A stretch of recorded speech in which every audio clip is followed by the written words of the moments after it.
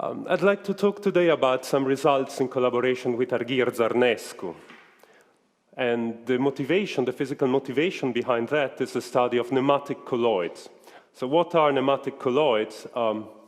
We've heard a lot this week about nematic liquid crystals, this phase of matter which is intermediate between solids and liquids, where the constituent molecules have long-range orientational order, but they don't have positional order. And now we take a nematic liquid crystal and we put particles, inclusions within it. And we obtain a composite material, which is called colloidal nematics, or a nematic colloid. Typically, the inclusions, the particles, live on an intermediate length scale between the molecular length scale for the nematic liquid crystal and the size of the sample, the size of the container. They are typically small compared to the size of the container, but they are very large compared to the size of the molecules. And we've seen those cartoons, those pictures in Micha Ravni's talk on Wednesday morning. Now, why are these materials, composite materials, interesting? Well, there are some interactions that take place at the boundary between the colloids, the inclusions, and the nematic liquid crystal. And for instance, depending on the properties of the colloids, there might be preferred anchoring directions that are imposed or favored. For instance, the molecules may prefer to stay tangentially aligned to the particles or orthogonally aligned, or to have some sort of intermediate case where they form an easy angle, as we saw. And as a result, the arrangement of the molecules is affected, and we have complex structures with defects, possibly. So regions where the orientational order is broken, regions where the nematic director is not well defined. And regions can form very exotic shapes, even with just a few particles. You may see ring defects, linked defects, or knotted defects, and so on. This is a very fascinating topic which has received a considerable amount of attention, both from the experimental and the theoretical point of view, and I think that in next talk we're going to learn a bit more about that from the point of view of PD and calculus of variations, but correct me if I'm wrong. Now, as fascinating as it is, I will not talk about defects and topology today for once, because, well, there are other things, there are other effects. For instance, it has been found that the presence of the inclusion may affect the macroscopic or collective properties of the composite material. For instance, the clearing point, the temperature at which the phase transition from isotropic to nematic occurs. And this can happen even in dilute regimes, so even when the concentration of inclusions is not too high. And for this reason, and other reason, in fact, composite materials such as nematic colloids have the potential to be used as metamaterials with tunable properties. Again, what we are going to do today is to try to understand, from a point of view of calculus of variation, so using a variational model, how the presence of the inclusions affect the macroscopic properties of the material, of the composite material. And this goes within the broader mathematical topics of homogenization theory. Now, there are plenty of references. There's a huge literature on homogenization problems. And there are references also for homogenization in the context of liquid crystals and nematic liquid crystals. In particular, in the preparation of this work, we've been very much inspired by a work by Maria Carme Calderer, Antonio De Simone, Dimitri Golovati, who is in the audience, and Panchenko. I hope I... Thank you. Now, in this particular work, and in other works also by the same authors and other co-authors, so in this particular model, they also use a variational approach and try to, and in fact, they do compute an effective free energy for the composite material, the nematic colloid, in a dilute regime, as we will do. So what are the differences in what I'm going to present? First of all, we will discuss We will use a Landau-de Gennes, so a Q-tensor framework, while in previous references, such as this one, for instance, or this one, Ericsson or Ginzburg-Landau type of approach was used. But most importantly, we will assume that our surface energy is not necessarily quadratic. In fact, we will allow for slightly more general surface energies, and I will be more specific in a moment. And this sets some troubles at the level of mathematical analysis. But before I discuss about that, let me introduce the model I will be considering. We consider a polydisperse material. That means that the inclusions will not be identical in size and shape. We will have several families of inclusions, and for each family, a finite number of these, and for each family, we fix a reference configuration, which will be a convex body in R3. And say the inclusions that belong to the first family will be rescaled copies of that particular reference shape, curly P1 above, and so on. Now we take a container omega, that's a bounded and smooth domain in R3, the container for our material, and we consider, as I said before, the families of inclusions, curly epsilon j. There will be a finite number of those, and I will denote by curly p epsilon just the union of all of them. For instance, here in this picture, we see the family of blue tetrahedral inclusions, the family of yellow square or cubic inclusions, and the family of green spherical inclusions, which are a scaled copy of the reference, well, not exactly the reference solids above, but okay. Now, as I said, P epsilon is the union of all the inclusions of all possible families, and omega epsilon is the complement of that. So that's the space which is effectively occupied by the nematic host. How are the inclusions distributed? Well, this is not exactly the case in my picture, but for the purposes of this talk, I will assume that the inclusions are periodically distributed. So there will be a periodicity cell, and let's say that in each cell, we find exactly one blue inclusion, one yellow inclusion, and one green inclusion. It doesn't have to be like that. In fact, we could deal with non-periodic and even non-homogeneous distribution of inclusions. But we do assume, in any case, that the distribution of inclusions is given and satisfies suitable conditions. So for simplicity, really, I will just stick to the periodic setting today, because that will make the formulae look better. So there is a periodicity, and therefore there's a periodicity length, and that's denoted by epsilon. Really, I'm speaking of length, but epsilon and everything I will show in the talk are dimensionless. We work in a dimensionless model. So epsilon is the periodicity dimensionless length, if I might say so. That's related to the distance between inclusions. The typical distance between inclusions, therefore, will be of order epsilon. But how about the size of inclusions? Well, there's another factor here, which is epsilon to the power alpha. So the typical size of inclusion is of order epsilon to the alpha. And alpha is a parameter between 1 and 3/2. This is very important for us.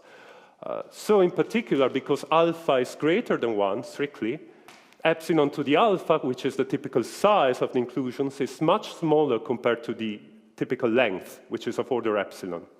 And this is reminiscent of the fact that we will be working in a dilute regime. So you expect the particles to be quite far apart from each other. Now, if you compute the total volume occupied by the inclusions, well, that's epsilon to the power 3 alpha, the volume of one inclusion, times the number of inclusions. And since the distance is of order epsilon, the number will be of order epsilon to the -3. But alpha is greater than 1, so this is a positive exponent, and this total volume is small, tends to 0, as epsilon tends to 0. On the other hand, if you compute the surface area, that will be of order epsilon to the 2 alpha -3. And alpha is less than 3/2, So the total area will be large instead. It will be going to infinity as epsilon tends to 0. Now, this is our domain, and now we fill it. We fill omega epsilon, this pinkish region here in the picture. We fill it with nematic liquid crystals. And how do we model that? We use the Landau-de theory, the Landau-de framework.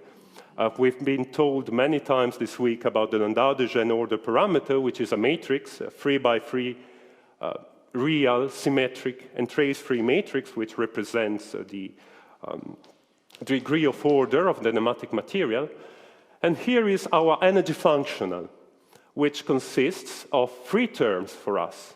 There will be an elastic contribution, Fe, depending on the gradient. And I take this one, say, with 3 elastic constant. The elastic constant must satisfy suitable inequalities so as to have convexity. But you could do something slightly different. For instance, a convex and reasonably nice elastic energy density would do as well. Now, the second term is the bulk energy density, Fb of Q only, not of the gradient. As usual, we take the quartic Landau-de polynomial with parameters A, B, C, depending on the material, and A is also linearly depending on the temperature. So the dependence on the phase transition temperature is hidden in the parameter A. But again, you could do variants of that. And most importantly, the other term is a surface energy. So it's an integral computed over the boundary of the particles, of the boundary of the inclusions. The surface energy density, Fsj, it depends on Q, the Q tensor, Ni, the normal to the inclusions, but also on J. That means that for particles of different families, you may have different surface energy densities. And I will talk about that more specifically in a moment. First of all, let me remark, there's a parameter in front of the surface energy density, in front of the surface energy term. And, well, it's a dimensionless parameter. It combines several dimensional parameters of the material. In particular, it depends on the anchoring strength. And we choose a specific setting, a specific scaling for the parameters, so that the resulting coefficient is of order epsilon to the power 3 minus 2 alpha. And why do we choose that? Because this will compensate exactly for the total surface area of the inclusions. So this is big, but the parameter we put in front of that term is small, so we expect to see a compensation in the limit. Oh, and also, I will impose Dirichlet boundary conditions, not on the boundary of the particle, of course, because that's where the surface energy lives, but on the boundary of the container, so this red surface here. Now, a few words about the surface energy. How do we need to choose that? First of all, there will be some physical symmetries we would like to respect. And for instance, we would like our surface energy to be frame indifferent, so invariant by rotations. But also, we would like our surface energy to be invariant with respect to the orientation of the normal of the surface, so the sign of the normal unit vector Ni. And that's because we would like to be in a situation where the nematic liquid crystal doesn't know whether it is on the left-hand side of a particle or on the right-hand side of a particle. It should be the same.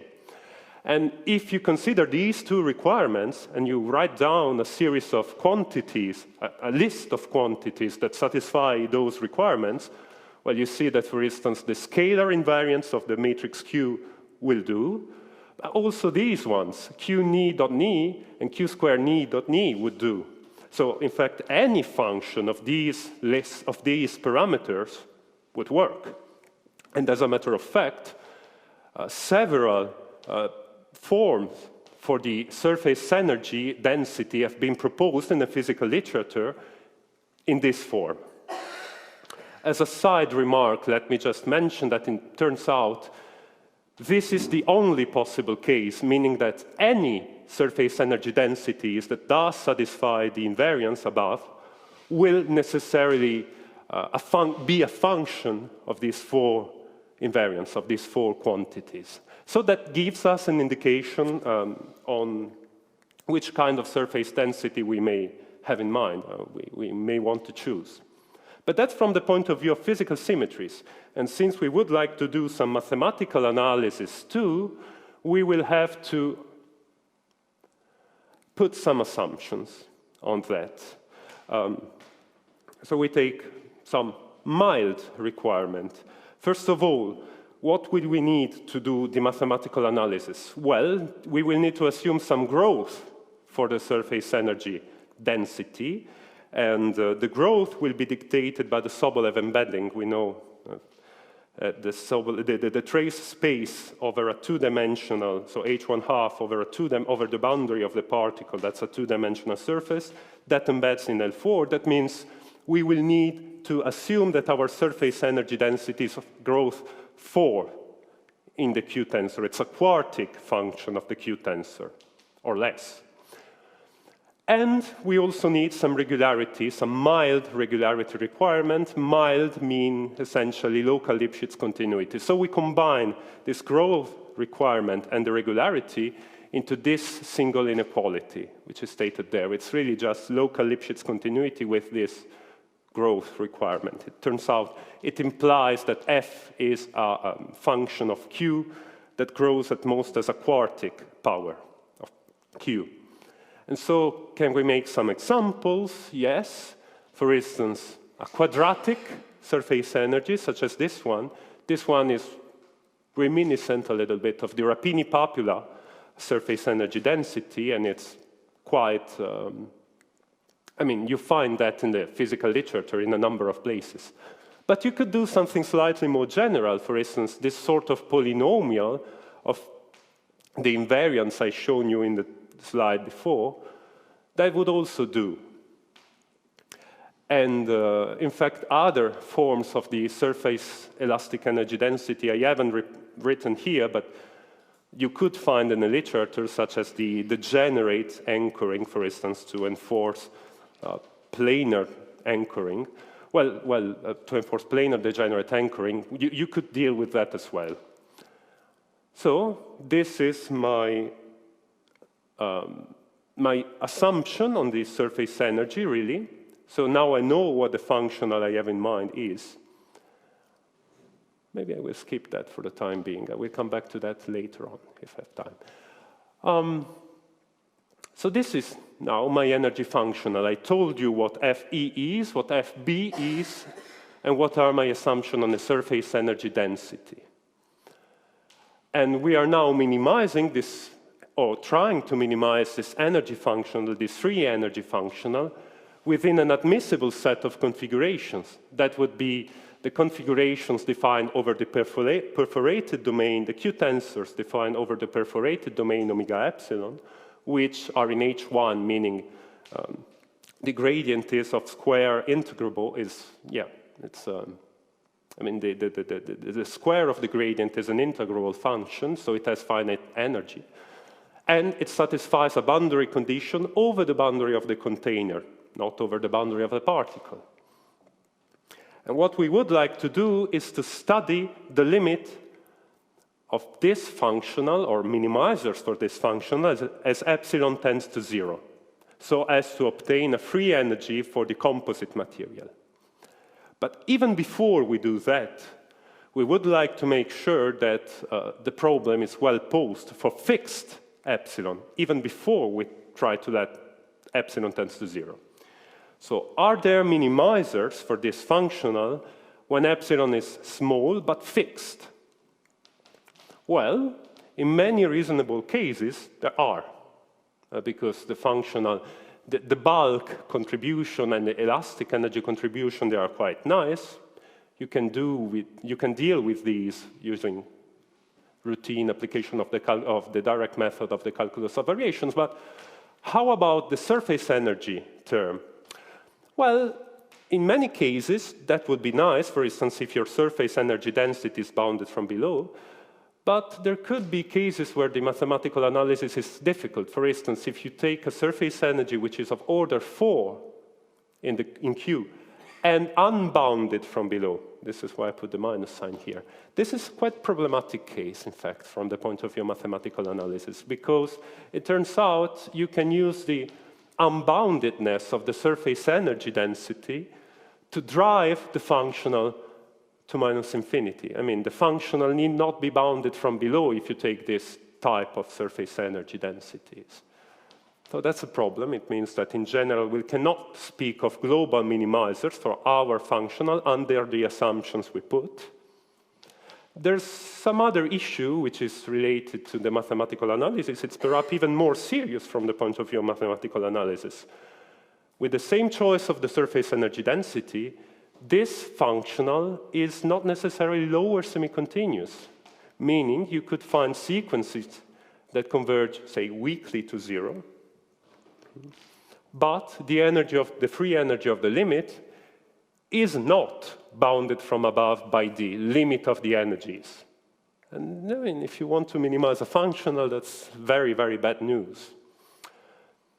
So we have, under the assumptions we put, some sort of minimal, well, I don't want to say minimal, but in any case, under the assumptions we put, we may be in trouble. Nevertheless, it is still possible to prove something, turns out. So what do? Let me define what I will call the homogenized potential. It is defined by the formula in the box, in the blue box above. You take the surface energy density, the jth surface energy density, you integrate over the boundary of the jth reference shape, curly pj, so that's now the reference shape which is of unit length. And you sum up all these contributions, because you have several families, so you do that for one, you compute one integral for each family, but then you sum all them up. And this is what I will call the homogenized potential. It is a function of the Q tensor, which, given an explicit expression for the surface energy, you can sometimes evaluate, presumably evaluate. And we define the homogenized functional F0, which consists of the elastic term, the bulk term, and the homogenized term, to be considered, again, in a class of finite energy Q tensors, now on the non-perforated domain, subject to the given boundary conditions. And there's a theorem that goes this way. Suppose that we have an isolated local minimizer for the limit functional, so for the homogenized energy. We start from the homogenized energy, and we consider an isolated local minimizer, so a locally stable critical point for the limit functional. Isolated is in the sense of the H1 topology, so there's a delta, there's a parameter delta suitably small, such that for any other Q tensor which is delta close to Q in this H1 seminorm, the free energy is strictly less, of Q0 is strictly less. Then, for epsilon small enough, you can find a local minimizer for the given functional, the epsilon functional, so that after a suitable extension, because this Q epsilon is not defined over the holes of the domain, and while this is, so you need to extend suitably, for instance, by harmonic extension, the Q epsilon. But after this extension, you do have convergence, strong convergence in H1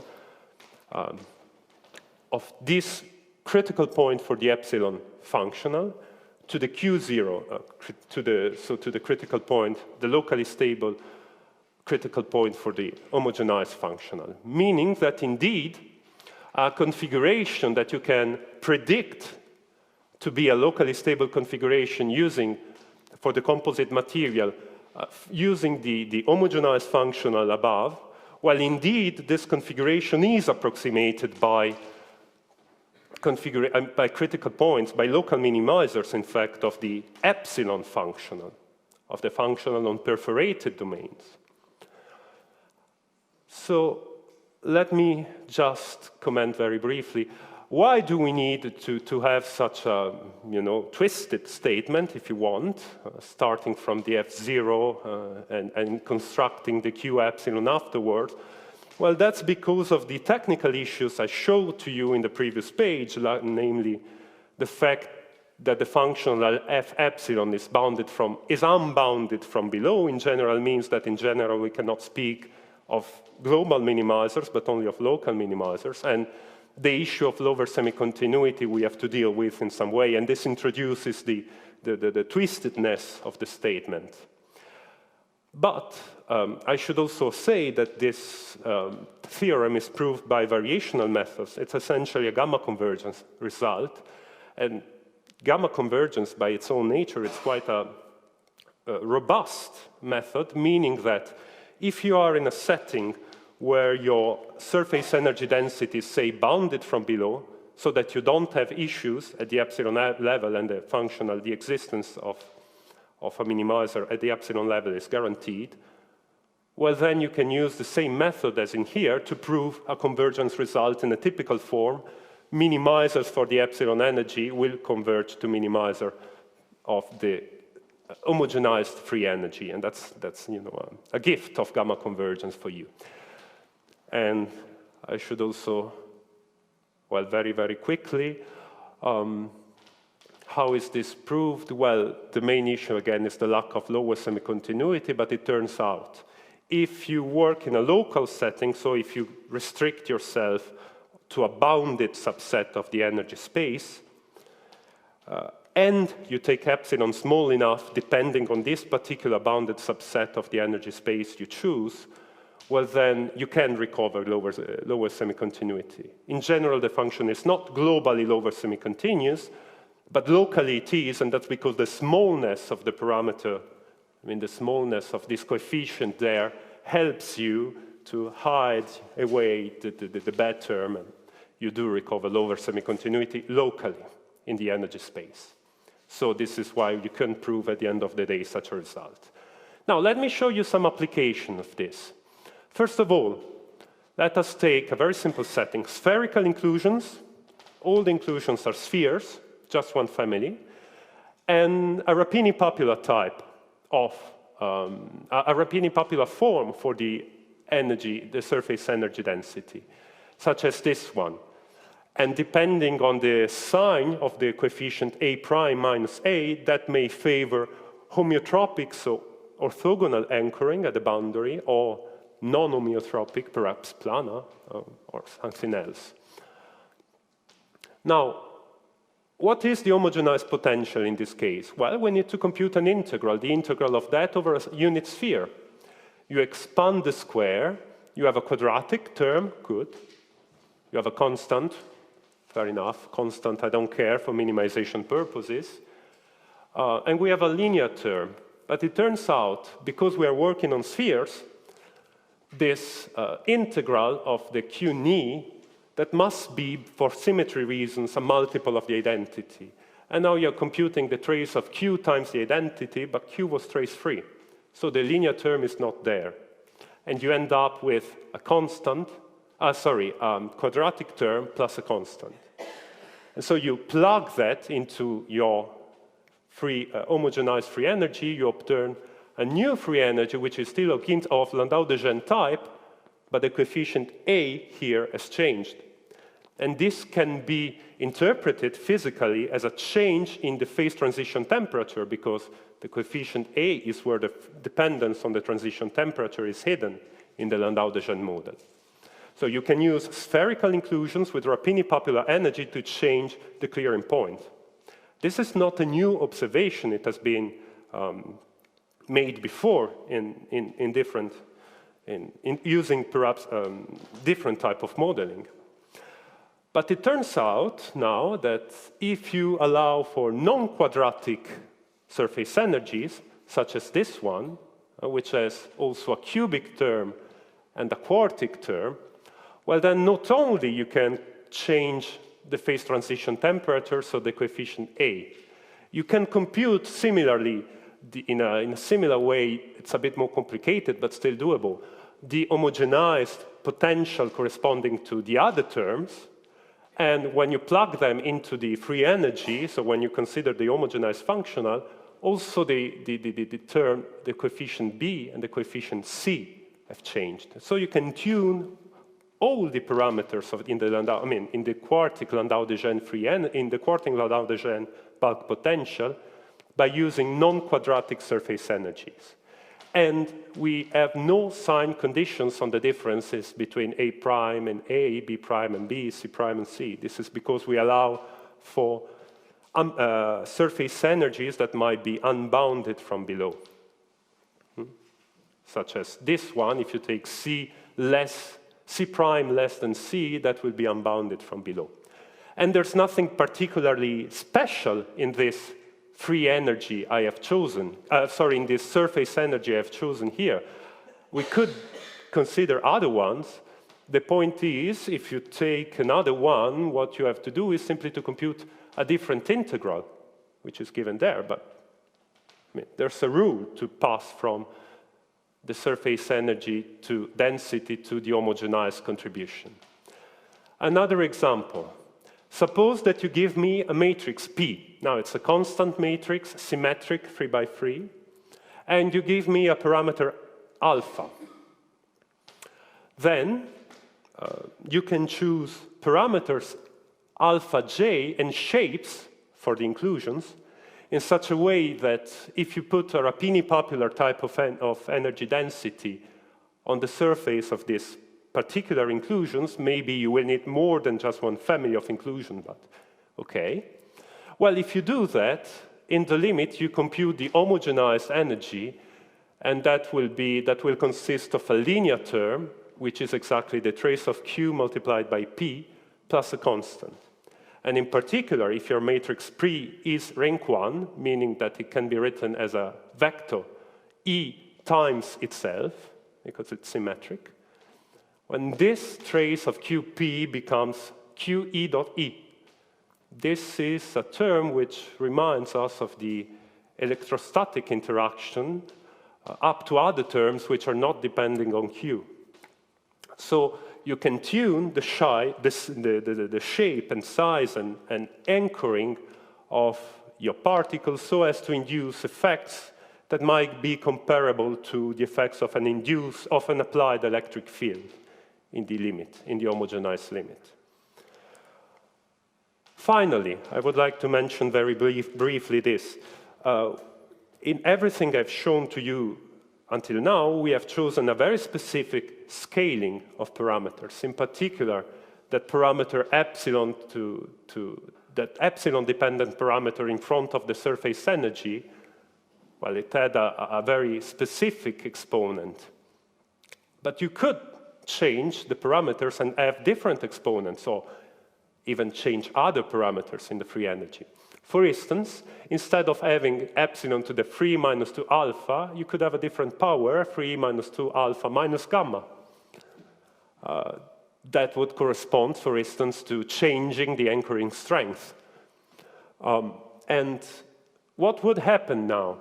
If you take negative gamma, well, if you take gamma equal to 0, that's the same as before. If you take a negative gamma, so that minus gamma is positive, that becomes smaller, even smaller than what we have before. And you would expect, and you could prove that in that particular case, the contribution of the surface energy in the homogenized limit is going to 0, because the parameter is in front of it, it's even smaller. But if you take a positive gamma, that coefficient will be larger than before. So, I'm sorry, that's what we do here. We consider alpha between 1 and 3 over 2 as before, and gamma will be positive but small, say for technical reasons smaller than 1 over 4. We need to strengthen a little bit the assumptions now. In particular, what's the real difference is now that we need to assume that the surface energy densities are bounded from below, say non-negative, because otherwise you really lose unboundedness in the limit. There's no way to recover it. That's because of the fact that you are taking a much larger coefficient in front of the surface energy now. So we do assume that the elastic energy densities are unbounded from below, say non-negative. We do need to put some slightly stronger condition on the spatial distributions of particles and some mild but additional regularity on the boundary datum. But in any case, if we are considering a periodic distribution of inclusions, as we are in this talk, and boundary datum which are reasonably nice, say just Lipschitz, that would do. And finally, you compute the homogenized potential by the same formula as before. That will now be bounded from below. It will be non-negative because of that condition. We do assume, in fact, that the infimum is equal to 0. If not, we just subtract the constant, as usually. And the last important assumption we make is that there is a map, a finite energy map, an admissible map, such that the homogenized potential of Q vanishes identically, which, you know, as for people who are familiar with the Ginzburg-Landau type of problems, it may or may not happen, who knows, depending on your your homogenized F and your boundary datum. But let's suppose that we are in such a case. But then we have this other convergence result. Here we do not have issues of lower semi-continuity at the epsilon level, so we can simply say that minimizers for this epsilon functional, this one above with the extra factor of gamma, the extra power of gamma, they do exist, and after suitable extension, they do converge strongly in H1 to minimizers of this other problem. This is now a constrained problem, meaning that you are imposing the constraint that F homogenized of Q is equal to 0 identically. And for those Q tensor, the free energy reduces to the elastic plus bulk contribution. All the other Q tensors, those who do not have necessarily F homogenized of Q equal to 0 identically, you declare them non-admissible by setting the energy to be plus infinity there. So in this other choice of the scaling, minimizers of this functional converge to a minimizer of a constrained problem, where the homogenized potential now turns out as a constraint in the limit. So this is essentially what I wanted to tell you about. Try to show how you can use, or to say this, that you can use a Landau-de Gennes Q-tensor formalism to compute effective free energies in the dilute regime, at least for a specific choice of parameters, a specific choice of the scaling, or a few of them.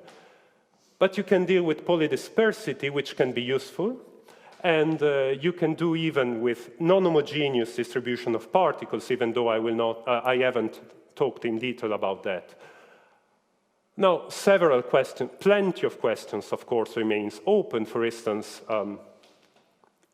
you may want to consider very different scalings. In what I talk about today, defect did not play a big role. But for other choices of the parameters, we do expect defect to be really, really relevant.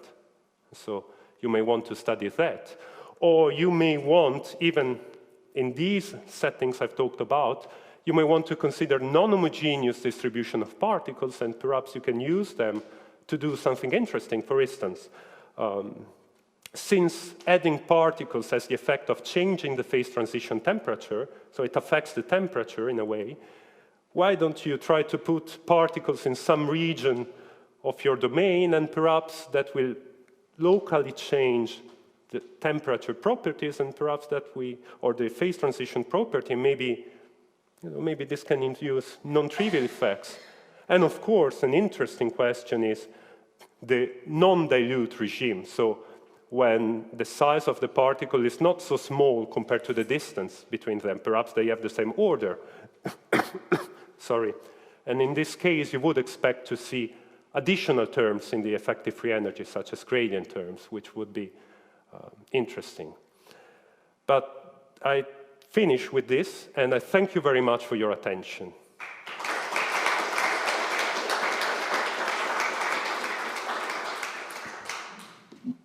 Questions?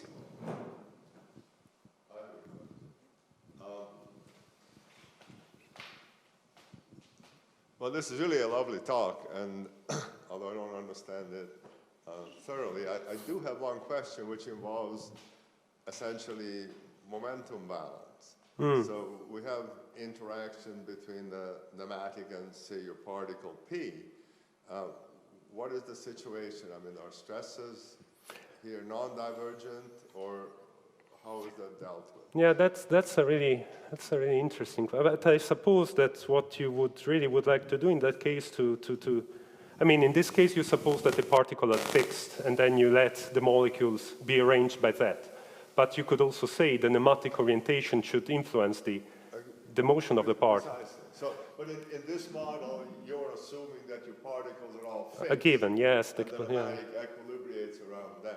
Yeah, indeed. But presumably, it's doable to relax that condition. I suppose so, in some way. And if you wish, this is only half of the story, because now in fact, we thought a little bit about that, and at least in, some simplified assumptions and so on, because I think, for instance, when you have one particle or a finite number of particles in a fluid, isotropic fluid though, and you exactly consider the question of momentum and so on, I think that there are work of this type. I've seen those. So I suppose one could try to see what can be done in this particular context, while on top of the momentum equation you have the conditions for the Q tensor or the order parameter, but we haven't done that in detail. It's a very interesting question. It's a very, very interesting question. Thank you. Thank you for your question. Thank you. Can you say a little bit more about the last scaling you were talking about? The last? The last scaling where you impose a constraint at the end of the day? Yeah, well, do you have a specific question, or? I think I do. So if you have gamma which is positive, right? Yes. So that means that, formally speaking, now Yes. you're actually enforcing the boundary condition on the particle, right? Yeah. So it is in principle possible that you'll form a defect or something? I presume so. I presume so. So then what does it mean to... what does F homogeneous mean in this case? Well, it's a homogenized memory of the fact that you are saying. I presume that on average. But I thought that in a definition of F homogeneous that you showed before, you're sort of assuming that all particles are oriented in the same way, so that somehow locally your Q tensor is fixed. But if you have a condition like that, then you have to be forcing a defect next to the particle, so it sounds kind of counterintuitive. You're right. The point is, I think, I'm not sure, but I think the answer is, there's, again, a regime for gamma, which is, yes, positive, but also not too large. So the anchoring strength, it's higher than before, but still, presumably, in order for this result to be true, it cannot be too large either. And so perhaps you still have room to Or is that somehow that you have a surface energy which can be positive and negative and you balance it No, I mean, by a constant state somehow? I'm not sure. I really think the point is the strength of the interaction at the boundaries of the anchoring is higher than before, but not extremely high. Otherwise, I think that if you took a larger value of gamma, so an even larger interaction strength, what are you saying now would really happen? You would still start having so many defects that eventually you cannot do anything. But somehow the claim here is that you don't have any defects. Well, maybe you do, but maybe you can have, I presume you could have defects in here, because this is quite an harmonic map. But in some sense, I guess the claim is you do see macroscopic scale effect, but in a way there might be microscopic defects that in some way are not too energetically expensive, and therefore you can still... Okay. I don't know. I'm not sure. Yeah, actually, I mean, this is the result of the computation. I presume if you strengthen again your anchoring, so if you take an even larger gamma, then exactly what you're saying would happen. Any other question? Any other questions? I have a very quick one. So if you change the scaling, do the results change, the coefficients? You mean... The homogenized, it probably does if you change the scaling. Yes. And Yes. can you work out the exact dependence on? On the scaling of Yeah, on on the choice of your scaling. the scaling, you mean So for example here, gamma, which is additional, right, compared to what you had before? Well, again, not quite. We can do things under the assumption that gamma is small, but if gamma is again, it's a similar question to the one Dimitri just said. If gamma is larger, I don't really know what happens. But if gamma is small, say in the range that you have, then you would be able to follow your same algorithm to work out the new transition temperature as a function of... Well, yeah, I presume so. In that case, you would have a free energy, an effective free energy for the material, the composite material, except that now it's a constrained one. So, but then I suppose you could compute